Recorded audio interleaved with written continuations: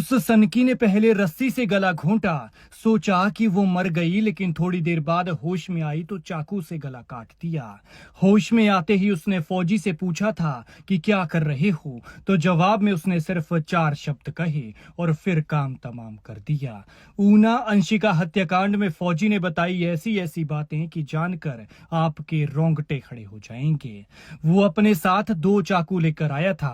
एक नॉर्मल चाकू था और दूसरा वो जो फौज में फौजियों को मिलता है। रस्सी से नहीं मरी तो पहले छोटे चाकू से मारने की कोशिश की, लेकिन गला ठीक से नहीं कटा तो आर्मी से मिला चाकू निकाला और खत्म कर दिया। फिर लड़की को उठाकर नाली में फेंका। कोई पहचान ना पाए इसलिए बाइक से पेट्रोल निकाला और बुरी तरह से जला दिया।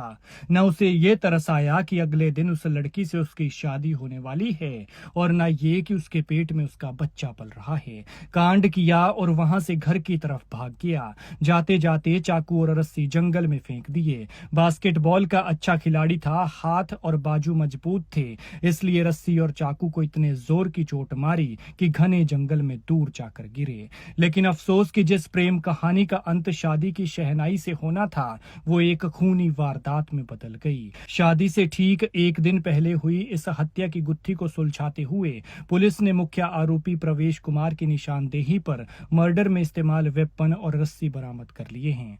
अंशिका की हत्या के मुख्य आरोपी उसके होने वाले पति फौजी प्रवेश को पुलिस उस जगह पर लेकर पहुंची जहां ये चाकू और रस्सी फेंके गए थे, जिसके बाद कड़ी मशक्कत और काफी खोजबीन के बाद चाकू और रस्सी को ढूंढ निकाला है। क्योंकि बरसात के दिनों में जंगलों में घास चढ़ा है, इसलिए तलाशने में काफी वक्त लगा। लेकिन पहले प्यार, फिर शादी, फिर रिश्ता न चला तो तलाक, फिर करीब आए तो कोर्ट मैरिज की, उससे प्रेग्नेंट हुई और अब दोबारा शादी हो रही थी। जिस दिन उसकी डोली उठनी थी उस दिन उसकी अर्थी उठी। उसने उसे प्यार से घर से बाहर बुलाया और बुरी तरह से जान ले ली। पुलिस ने हत्या में यूज किए चाकू और रस्सी को आरोपी प्रवेश कुमार की निशानदेही पर भिंडला गांव के पास घने जंगल से बरामद किया है। पुलिस पूछताछ में आरोपी प्रवेश ने चौंकाने वाले खुलासे किए। उसने बताया कि सबसे पहले उसने अंशिका का गला रस्सी से दबाकर हत्या करने की कोशिश की। इससे पहले उसने बताया था कि बच्चे को लेकर दोनों में बहसबाजी हुई थी। क्योंकि वो बच्चा नहीं चाहता था,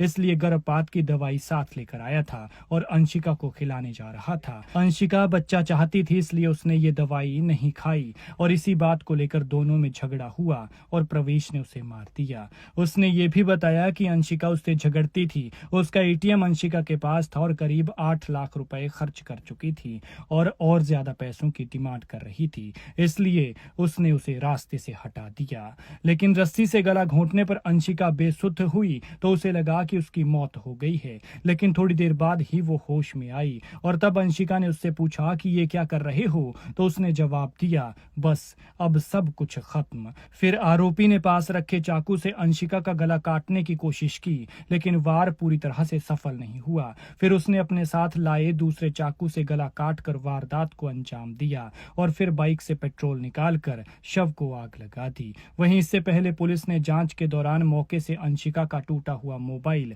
टूटी हुई सिम भी बरामद कर ली है।